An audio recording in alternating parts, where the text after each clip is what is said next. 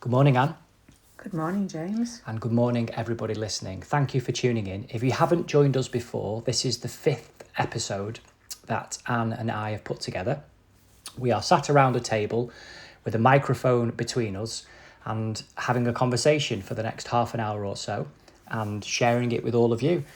Trusting, hoping that you continue to find it of value, of interest and of intrigue.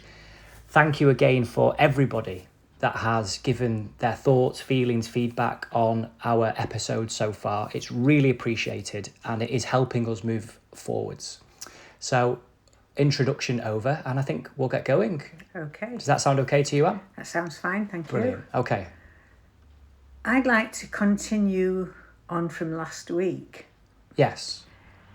in a different way, not the same as last week, because obviously last week we were talking about smartphones. Okay. I'd like to take it away from that, but still on the same wavelength, so to say.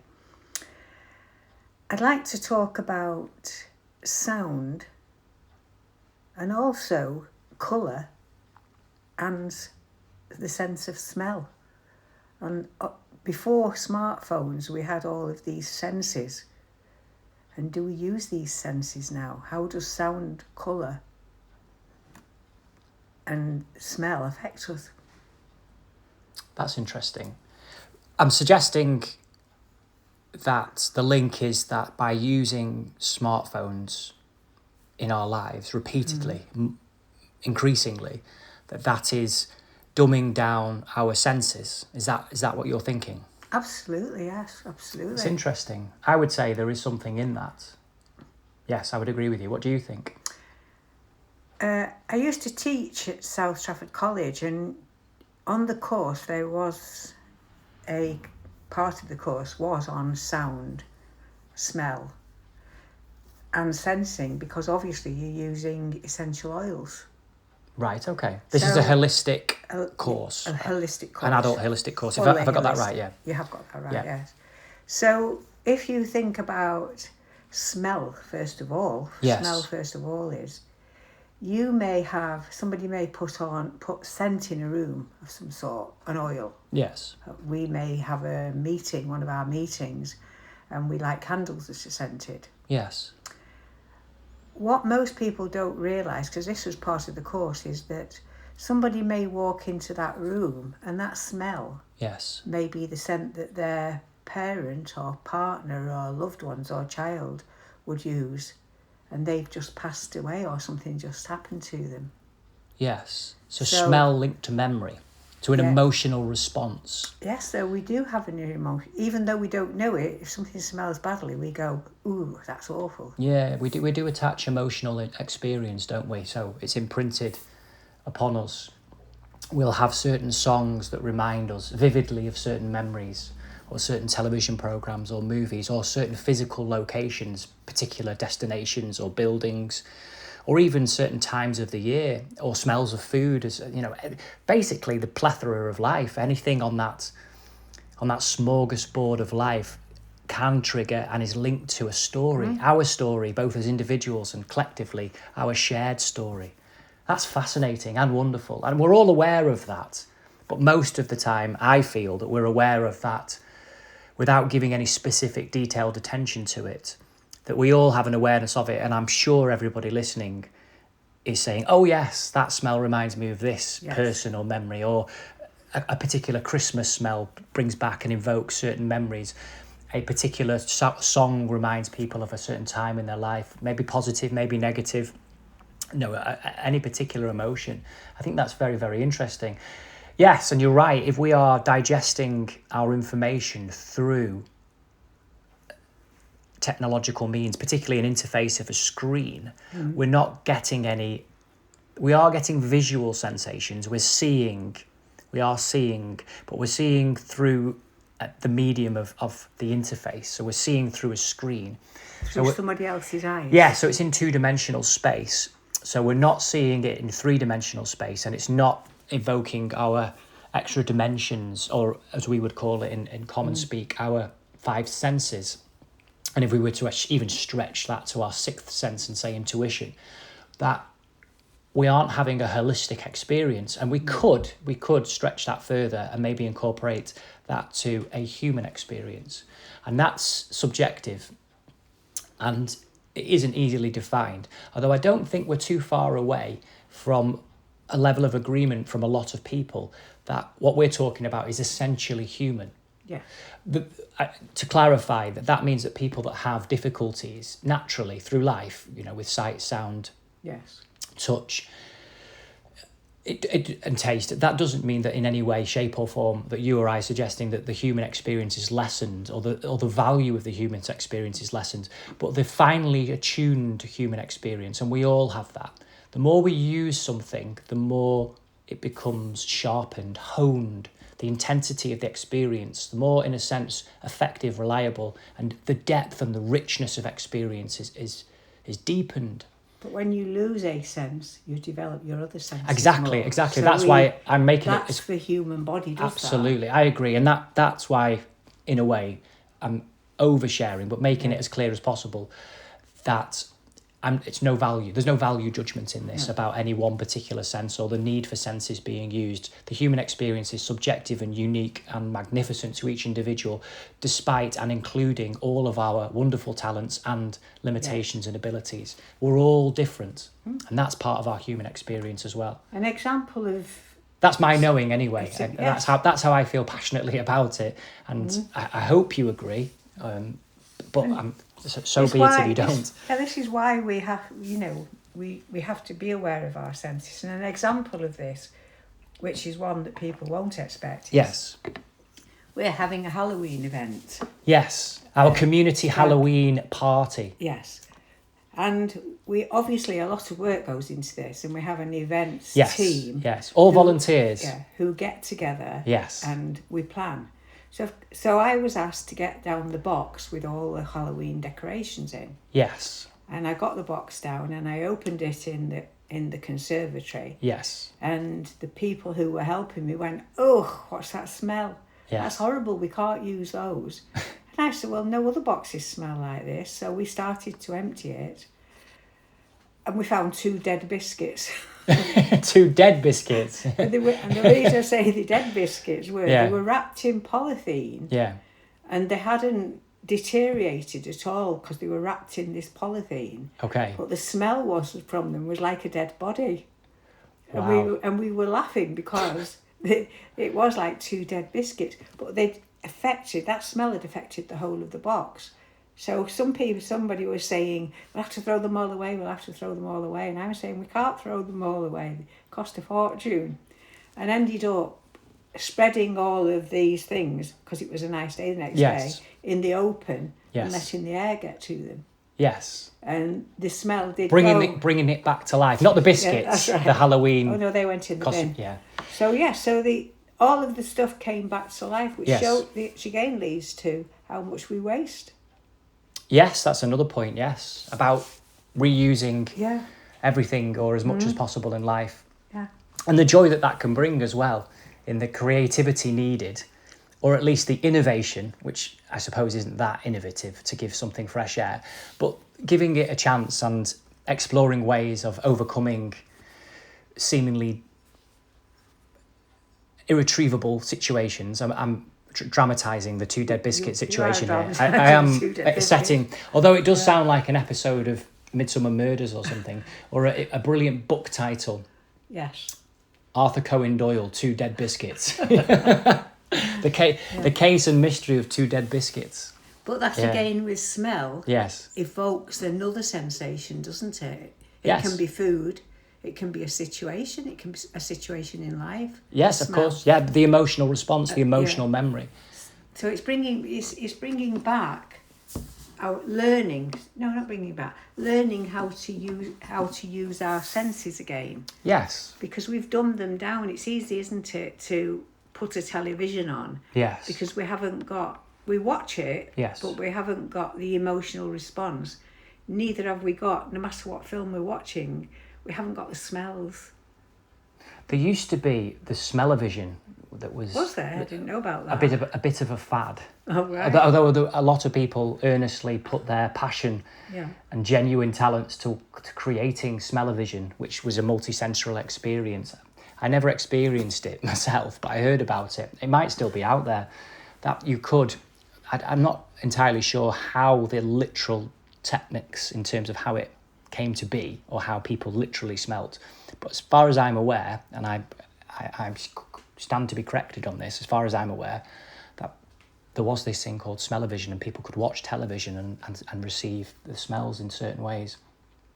If I'm talking absolute nonsense about that, somebody somewhere has, or I've heard I've heard something somewhere on something by someone that has completely misled me. But I'm fairly certain that I'm not a million miles away. No. And there are obviously Dolby surround sound and IMAX experiences which are heightening, and virtual reality as well, which are heightening the experience. Yeah. I know what you're going to say, and I agree with you. It's not and never can be anything like the real experience of life. Can't. What we have is the majesty itself. We have the ultimate experience called life, of which we are, of which we're a part of, and which we share together. And any replication of that, in a sense, is inferior. Now, people, again, can place their own value judgments on that, but in terms of the intensity, the visceral experience of life itself, and we have such a finely tuned apparatus of which we do not understand. Yeah. The human race barely, and it's not a condemnation or a criticism of any of us, but we are barely scratching the surface on what we are, who we are, where we're from, and the potential that lies in each individual. I was thinking about sound, both in terms of what you said and shared this morning, but previously as well, and just in general. We don't use sound at all, really, in life, not consciously.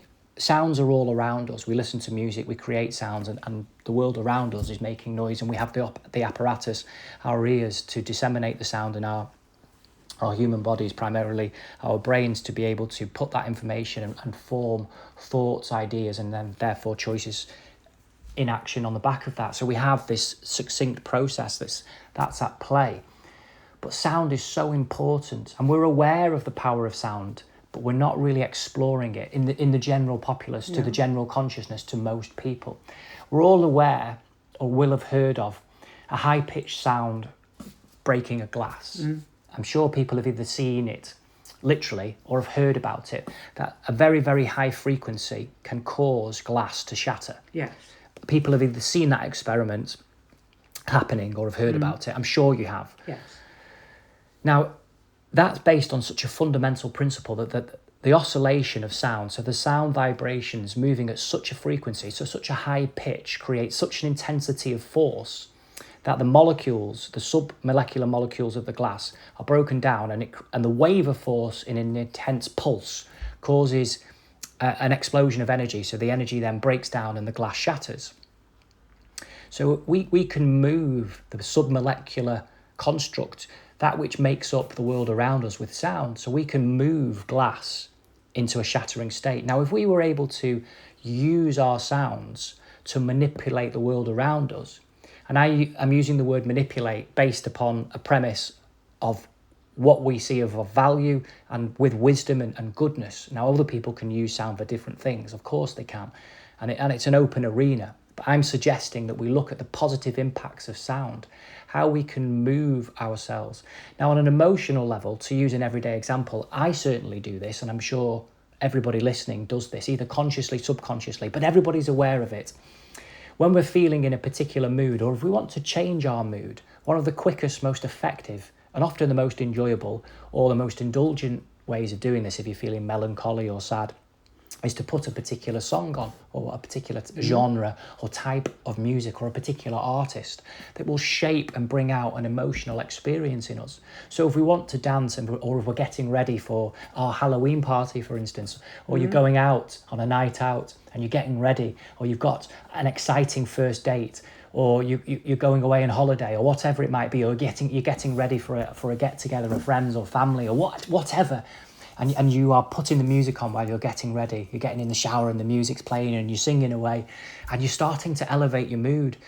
And yes, that's perpetuated, it's enhanced, it's intensified by the enthusiasm and the excitement about the occasion that is about to happen. So the anticipation for the occasion. But we all know that the music and the sounds elevate us and we enjoy that.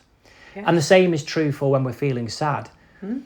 We may put a particular song on, or a particular, like I said before, a genre of music, or maybe a particular tone of voice by a particular artist, a particular singer, that is healing. It's a cathartic experience because the tone of their voice, in collaboration and in unison with the music, the instruments, whatever it may be, is able to articulate our pain, our sadness in a way that words fall short. Music has an elevated expression of meaning, so that by listening to a particular song or album or a particular voice helps to bring out the sadness that's inside of us. And we may be crying to it, and we may be reflective to it. We may be, doing the Alanis Morissette staring out of the window as it rains in the cliched moments. Isn't it ironic? But my point is that the power to enhance our human experience with sound has barely been touched upon. There is an unlimited amount of potential in terms of every level of being. And that includes our physical world around us. And I started this meandering, hopefully interesting, I don't quite know what to call it, sort of exploration of sound by highlighting we are all aware of the glass smashing because of the high-pitched sound. And we can manipulate and maneuver and coax,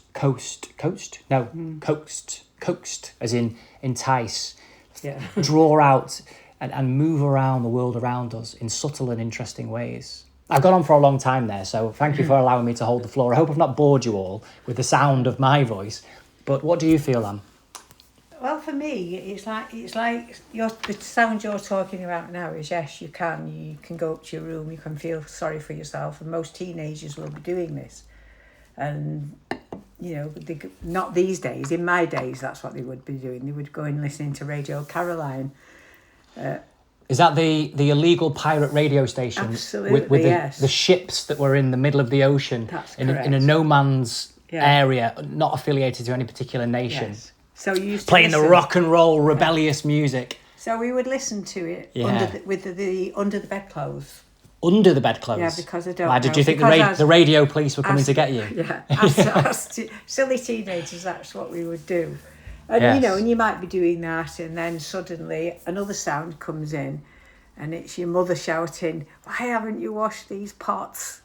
Yes. Come down." So sounds, and what we're missing different sounds sometimes, because what people are doing, I walk around when I used to walk Henry the dog, and yes. people have got earphones on when they're walking. Yes. They can't hear the wind, they can't hear the cars, they can't hear the birds. All they're listening to is one thing. Yeah. Whereas if you don't have those earphones in, you listen to all. Yeah. And that is important. Now, when I was a child, yes, I was a child during the war, and this is the sound for me which will be forever, ever, ever, is a doodle bomb. A doodle bomb? A doodle bomb. Okay. And as a child in the war, you would be walking along and then you'd hear this very, very, this high-pitched sound. And as you were saying before, it's that yes. sound. And you hear the sound. The whistle. Yes, and it's not quite a whistle. Not quite a whistle, Not quite a whistle, it's a sound. It's a definite sound. Okay. And then everybody would stop. Yes. But as a small child, you don't know why they're stopping. Okay. But as they stop, they would get hold of all the children's hands. Yes. Nothing was ever said, but they would just stand and hold your hand. Because once that noise stopped, you knew it was going to fall. Yes. But nobody knew where it was going to fall. So everybody in the whole area had no idea. So everybody's holding the hand of the child. Yes. And they can't keep you safe. That's the point. They couldn't keep you safe. And then you hear the noise of it coming down, and you hear the noise of the buildings. Yes. But that sound was a frightening sound, terrifying sound. Yes. But the odd thing is, your parents carried on walking afterwards, and nothing was ever said. but the experience of being afraid was imprinted upon you. So that's one sound that's imprinted, yes. Yes. So if you hear a similar sound now, it invokes that feeling, that particular emotional response. Oh, absolutely. If I Yeah. go to watch a film about the war. Yes, and you hear the doodle bomb the sound. No, and I hear the bombs falling. Yes. I hear the buildings falling, yes. Yeah. Although that's inside me, it was never talked about. So it shows you we can have a fear. Yes. But not comprehend or understand what it's related to. It's just there. Wow, I wonder how many lives now are living in that. Millions. Millions. Millions of Billions, people. probably. Millions throughout the world. Throughout the world. Throughout the world, yeah. Yes. Linked to sound, all of us. Linked to sound. Yeah, if it's linked to particular sounds, not necessarily bombs, but certainly at this time, that's really an important point, because there are literally children now who will be hearing bombs, or will be told of bombs, or will be seeing the destruction of bombs that are going off and destroying their schools, their hospitals, their families, and that are experiencing what you've spoken about so eloquently and so movingly about the fear that will be in the air. But the difference, now this is the difference in sound, and why, I can't explain. As you were saying before, we can do a lot with sound. We can. We should be, we wouldn't even need a bomb. We could shatter everything with sound if we knew how to, well, linked into it. That's why I made sure that we put the safeguards in there from the very beginning, that we must look at our morality, because it doesn't matter, any development in any area, no matter how higher-minded people think it is, if it's not driven, if it's not aided, if it's not originated, if the source of it isn't the very nature of the human being, the goodness of the source of life itself, it will lead to destruction, whether it be sound or anything. So the difference is that my son-in-law had a demolition business, his own demolition business. Okay. And I went with him when he was demolishing the tall chimneys, Fred Dimner. Like Fred Dimner. Yeah. And of course, it's very mathematical to bring a chimney down. Yes. It's not what people think. It's not just blowing up. They've got to make sure the chimney's going to implode, not explode. Yes. Okay. So, I'm saying yes, but I roughly know what you mean. Watching him setting, the whatever you call them, to detonate them. The explosives. The explosives. Yes. To be in certain parts so that this chimney would implode. Yeah, I would imagine there is a high level of mathematics involved. An implosion is a completely different sound than an explosion. Oh, that's interesting. Now, unless you've lived through it, how would you wouldn't know the difference, as well as the visual representation of how something falls. And you're right. I mean, I know you're right. I don't know the specifics of why, but I do know that you're right. Yeah. I find that fascinating. I think, if it's okay with you, Anne, and we'll end maybe wrapping up shortly about our wonderful Halloween party coming up, and we can talk a little bit more about that. I'd like to talk about the stand tomorrow as well. Yes, and that's what I would like to lead into now. I want to leave on the highest possible excitement, but I do want to make something happen now, an invitation really to everybody listening. And whatever you're doing this Sunday morning, or whichever day of the week you're listening to, or to be honest, at any point in time that you're listening to. So at the moment, as in real-time events, a lot of the world at the moment is in a primary way or a secondary way directly involved in conflict. So there are certain areas of our planet Earth, certain parts of our world, human beings literally living on the Earth now are living in war. Or nations that are closely allied to people that are living in war. And there are people with family in lots of different nations across the world that are all part of this story. We're woven together by it. So it affects us all. And even if it doesn't affect us in a primary direct way, as a human being with feelings, we can see, we can hear, and we're disseminating the information as best we can. And it's of deep concern. So I'd like this morning an invitation to go out this Sunday morning, or whenever you're listening, for a moment of reflection.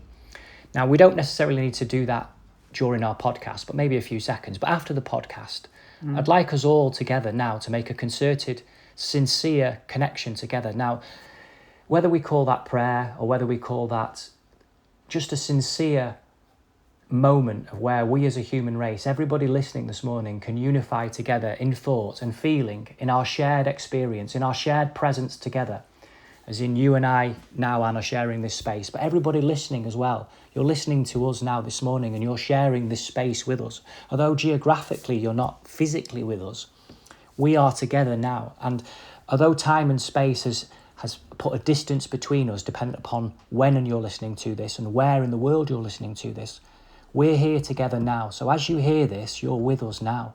So let us share our collective experience together, and let us, I suggest, and I cannot speak for everybody listening, but it would surprise me deeply if anybody's not open and willing to be part of this, to send out our human, our shared nature to every single child, to every family that is directly influenced and impacted and devastated by war at this time, to every family, to every person on any side of any conflict at the moment, that the love of humanity is stronger than any fear and that we can do something about it. And as whimsical as it may sound and as wishful as some people may want to frame it, this morning, let us do something meaningful. Let us unite together now in our common thought, our shared prayer, our collective experience now in meaning and in purpose. And let us send that out now to every single child, to every single family, to every human being that is suffering now. To let them know that they're not alone, to let them know that people care about them deeply, and to let them know that we do not have to accept war in any form, and that we can do something about it, and we will do something about it. No matter whatever other people say and do, no matter what other people say and whatever they do, we will not be stopped in our intention to bring true peace to this earth. Can I include with that war isn't necessarily in other countries. We have war on our streets. Absolutely. And in families. And I'd like to include that as well. Why not? Why should we limit it? Why not the entire world? Why not every single human being? Let us send our prayer, our thoughts, our feelings, whatever feels natural and true for you, our shared faith in goodness together. Let us spread that out now in intention for every being around the world. And I, with your blessing as well, Anna, we can include you listening, for you as well. Let it be known that you listening are not alone, and that people that we walk past on the street, they are not alone, and the people that are suffering now, they are not alone, and that we as a human species, we are not alone. We are together, and that we stand by each other and we care about each other, and that we can express and show that care to each other now in a deep and profound and moving way. So let this Sunday morning be an actioning of our shared faith, by whatever name, by whatever story, the specifics of it. I sincerely, I'm not looking to shape anybody's ideas about what that means. Just invite us all to share together in our shared prayer and thoughts and feelings, and send that out to the hearts and minds of every human being, including you. And I trust that everybody's in agreement with that, and that we can do that now in this shared space together. Thank you, everybody. And we're going to action that tomorrow in Liverpool. So, is it today? Today. Oh, good job you told me, Anne. Otherwise, I'd be turning up at the wrong. Yeah. Oh, it's normally Anne that gets the time and the places and the directions all muddled up. I apologise. So, it's later today. Yeah, good job. Liverpool City Centre this morning at 11:30. So you may not be able to get there, depending upon. It's not that funny, Anne. Well, it is. Yeah, it is a little bit. Yeah. So a number of people are going to be turning up, and anybody in Liverpool City Centre today, we've got the opportunity to stand together.